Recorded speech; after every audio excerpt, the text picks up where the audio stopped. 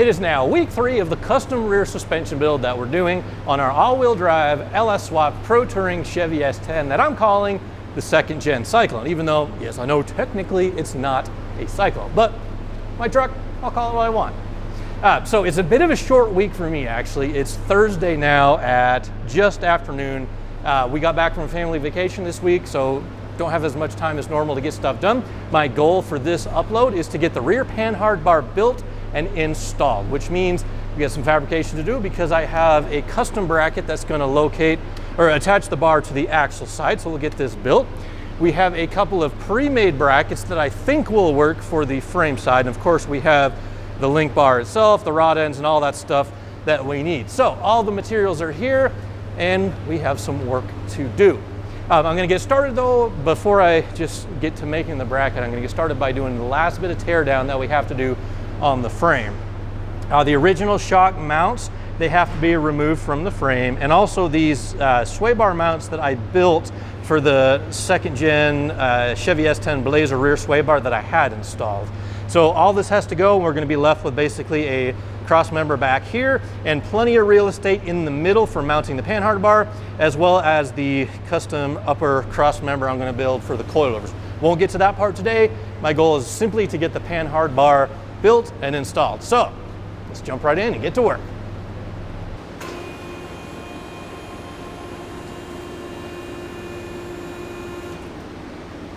All right, 2 rivets to cut up top. There are this 1, 2 rivets to cut down below, and then just this weld to cut here that attaches this whole thing to the cross member.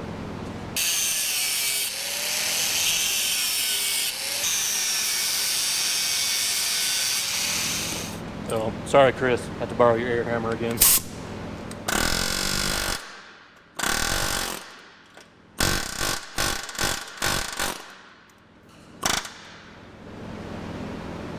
None was standing there.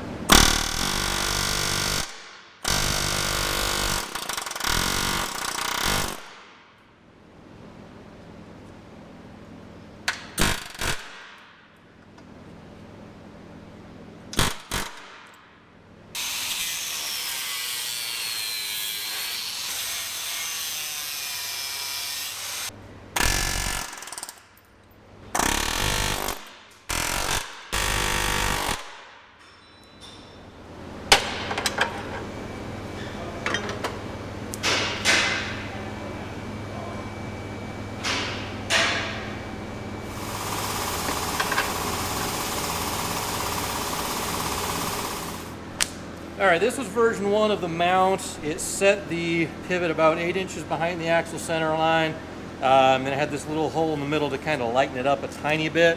I didn't like the overall proportions of it, so I adjusted it ever so slightly. This is the new mount. Just kind of extends here a little bit more. I got to be careful over here because the wheel is going to be, the edge of the wheel is like here, but should have plenty of room. Even if I want to go down to like a 15 by 10 to put a drag tire on here, this still should fit, but it's going to be close.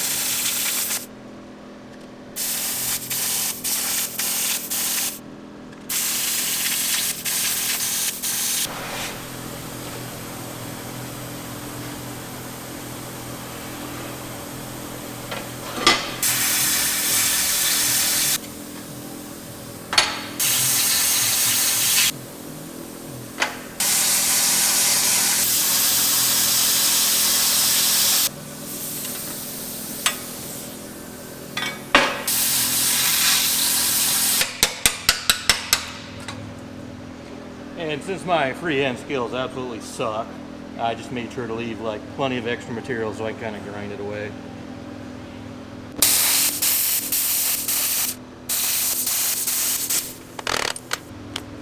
Well, I think with just a little bit of cleanup, that'll do nicely.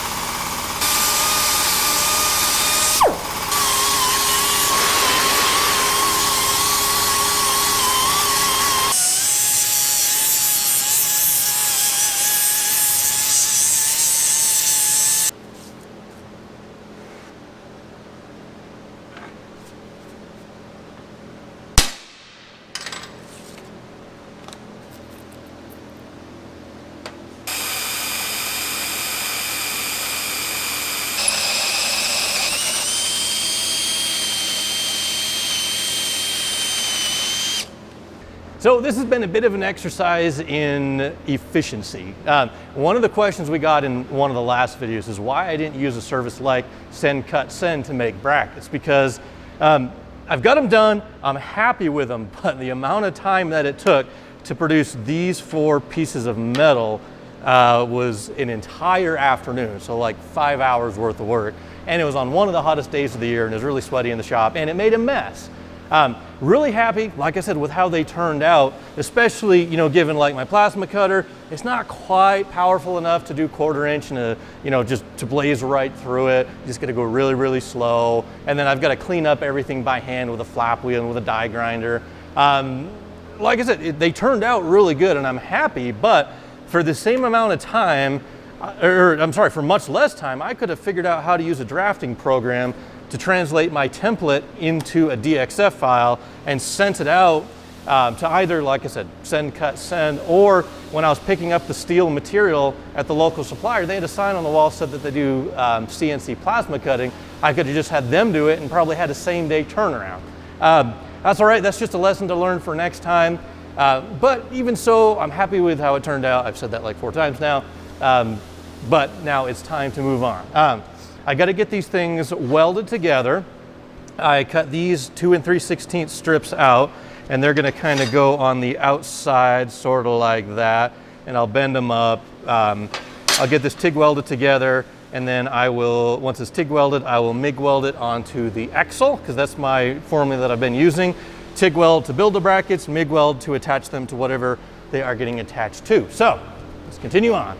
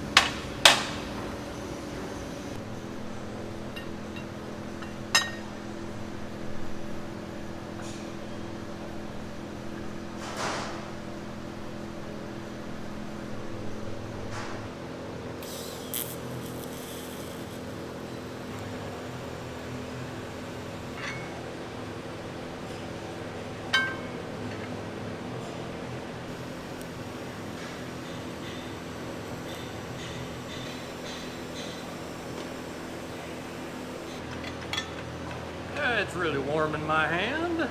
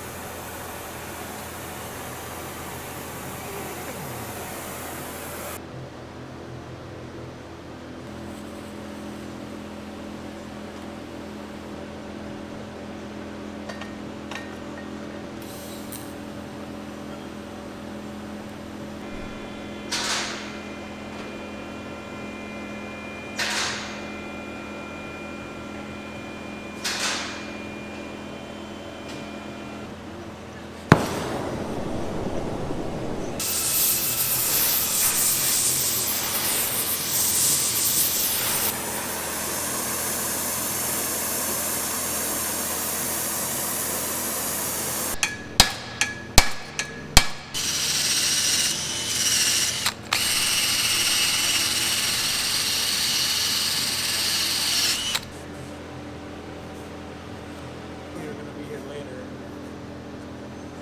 later. Are we doing the balancer on that one?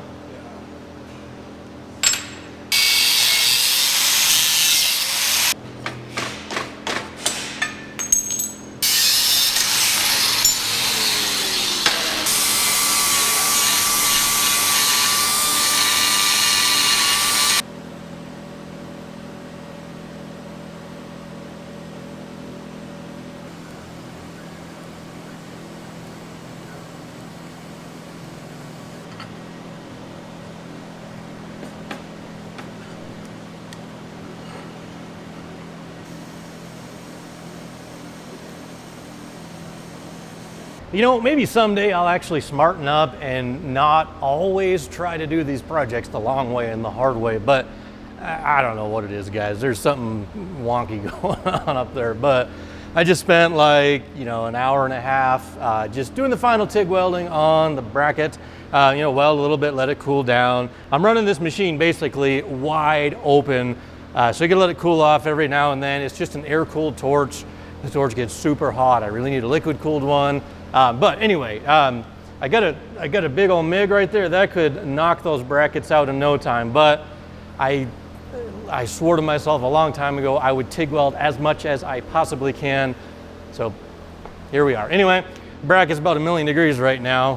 I got it wire wheeled, it's kind of cooling off, and it is now ready to be attached to the axle. All the profiling should be done.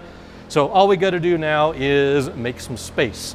The only modification I'm going to have to do is just this brake line tab. It's going to slightly interfere. So for now, I'll just cut this off and then, you know, grind the weld smooth, and then I'll replace it when I'm done. But yeah, so we're ready to get that on. Just poked myself in the pants with a little wire bristle there. Links need to come off. Axle needs to just be slid back, and then we'll get some progress made, guys. It's now 3:17 p.m. on a Friday afternoon. Whew, time flies by quick.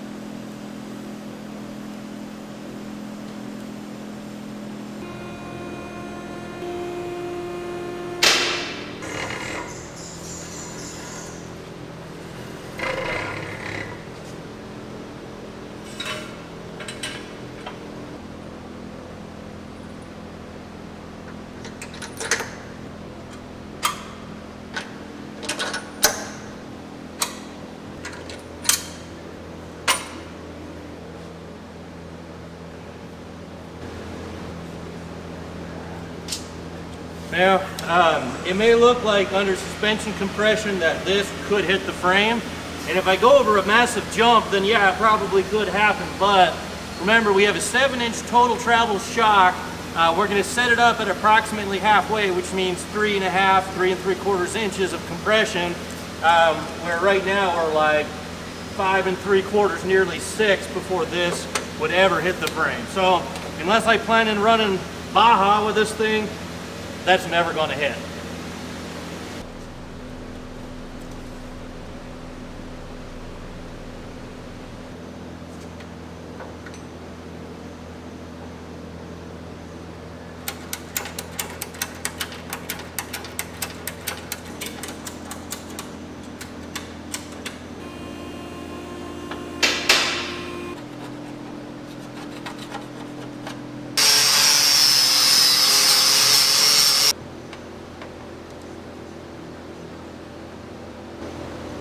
Nine 16ths of an inch.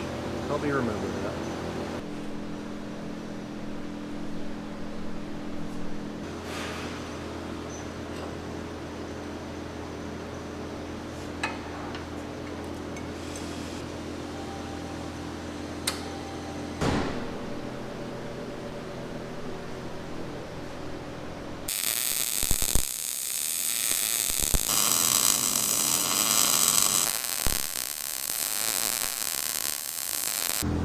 All right, Panhard bar bracket is now welded and positioned onto the frame. We've got it fully welded on the front, the back, and the outside.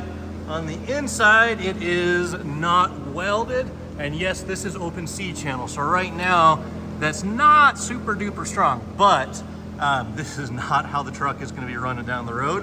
Whenever I build the shock, the shock cross member, I'm gonna plate the inside of this frame just to kind of strengthen everything up and tie it into the inside edge of this bracket, and possibly even add a small gusset to stop this from twisting, because that bracket there and its mate on the other side of the axle, that's what holds everything side to side when we're cornering. As you can see, we've got a small strap there. This holds the axle centered perfectly, and these straps here hold it at exactly right height. So now all I gotta do, take a couple measurements center to center, and we'll build the Panhard bar itself, and then we can call this project a wrap, or at least for today, because we still have to do the shocks. 36 1/16.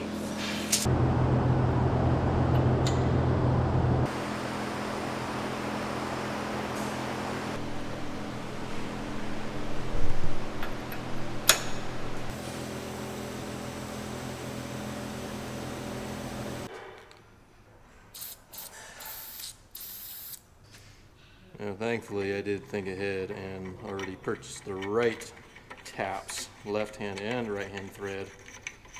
But you watch, this is going to thread right in, and it doesn't even need to be chased. Yeah, it gets a little tough. There we go.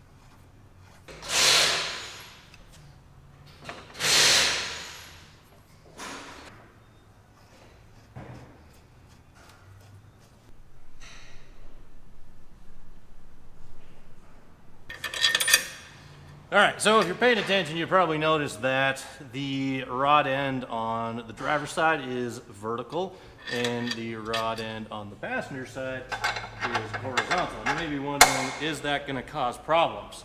Theoretically, yeah, this is gonna limit articulation or axle travel because this joint could bind. But let me show you how much travel we actually have.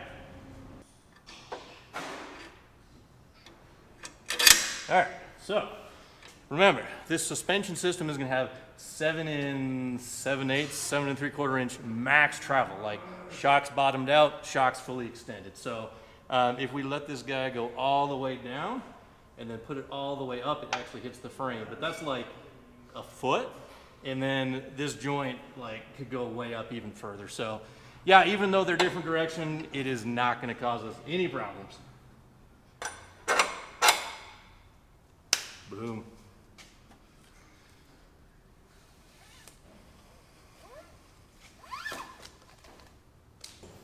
And we'll do this real quick just to give you the full visual of how it's going to fit around the shocks.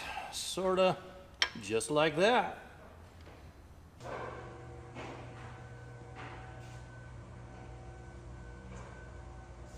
And just like that, we are done with another portion of our custom 3-link rear suspension conversion.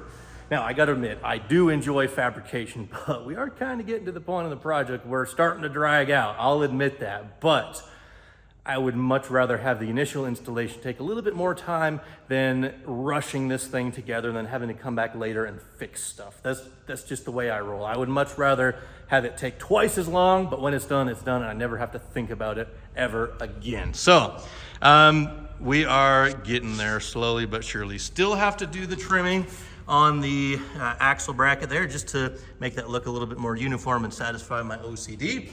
We also have to add some reinforcement on the Panhard bar, which I knew we would, but I did just kind of flex the axle a little bit with my foot, and that whole part of the frame just like moves because all it is attached to the bottom. But like I said, this is going to be boxed in, and I'm probably even going to add a diagonal support inside the frame here in addition to the boxing plate. Really, from here on out, the only thing that we have left to do is get the coilovers mounted. That hopefully will be straightforward. Axle side is simple. Frame side is going to be a couple of cross members and some braces in between. And then I'm still considering building some sort of a front frame reinforcement to tie each of those bed supports together with the frame and tie into the forward link mount. That may be like super overkill, but hey, we're in there, we might as well. And then I have to decide if I actually want to paint this frame, because like if there's ever a corner that I'm willing to cut personally, it's always the painting, because I don't know, like of course you paint over all the bare metal that you made while you're welding, but I don't like painting frames. I don't like the smell in the shop, and like then it'll be half done, and that'll bug me to have the back half of the frame looking nice and the front half not. But anyway, progress has been made. Thank you guys for watching. Come back soon. We'll get the coilovers on. Oh, by the way, one more thing worth mentioning. We have a really cool project that we're going to kick off in a second, right up there, and the parts for it right over there.